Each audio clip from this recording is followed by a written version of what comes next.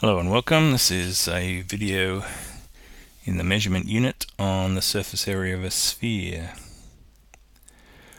To find the surface area of a sphere, we've got a radius of the sphere hopefully given to us, and we can find the surface area by following this formula. Surface area equals 4 times pi times radius squared. If we've got an example here of 2.7 meters for our radius, we can just substitute that in straight underneath the formula and substitute instead of the r for radius, we're going to put 2.7 in and square it and throw that all into our calculator. Get a final answer of 91.6 meters squared. Notice we create square units here, so don't forget to put square units in on your answer there. The original units was meters, but we for surface area we'll be finding area, so it'll become square units. Alright, this time we have 56 kilometers. That's not a radius, that goes all the way across the circle, so to find a radius we would have to halve that, so we won't be putting 56 kilometers into our formula where there's a radius.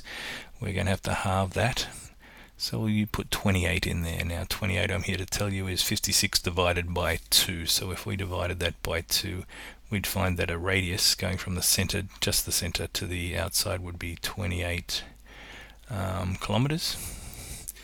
This must be a planet or something here, a small planet or something, meteor.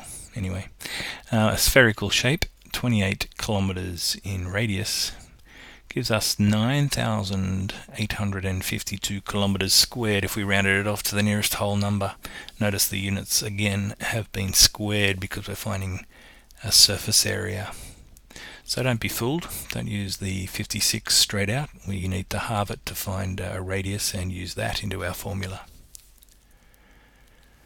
Okay, now when we're working with a hemisphere, it's not as straightforward finding the surface area of a hemisphere compared to finding the volume of a hemisphere. For volume, we're able to just find the full sphere volume and halve it. Here we've just got an extra bit to think about. So our normal surface area for a full sphere is 4 pi r squared, so we can use that for a full sphere and get an answer.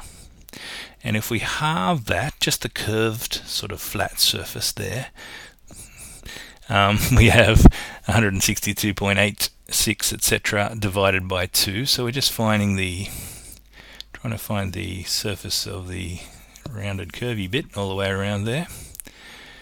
That gives us an answer of 81.4-ish, and that's in centimeters squared. Now the bit that we won't have found is the area of the top circle, because if we're finding surface area, we need to find the area of any shaped surface on the whole of the shape or the solid. So this bit here was found by that section there. We need to find the area of the top circle. Now if you remember, pi r squared is the formula for a circle, and we've got 3.6 centimeters radius for that as well, of course. And if we find that, we've got an answer of 40.71. So we've got the curved bit here, an answer for that, and the area of that top circle, and we're just going to add those two together to find the total surface area of that hemisphere. 81.4-ish plus 40.7-ish, we get 122.15 centimeters squared rounded off to 2 decimal places. That's the total surface area of the hemisphere. We did halve the surface area of the full sphere, but we needed to add the area of the flat surface, the flat circle on top there as well. So we need to keep our wits about us and just work out each section separately and show plenty of working there. So we did use that surface area formula up the top there. We then halved it because we've only got a hemisphere, but we had to add that top circle. Bit complicated, but set out your work nicely and clearly, and you shouldn't go wrong there. Thanks for listening. See you next time.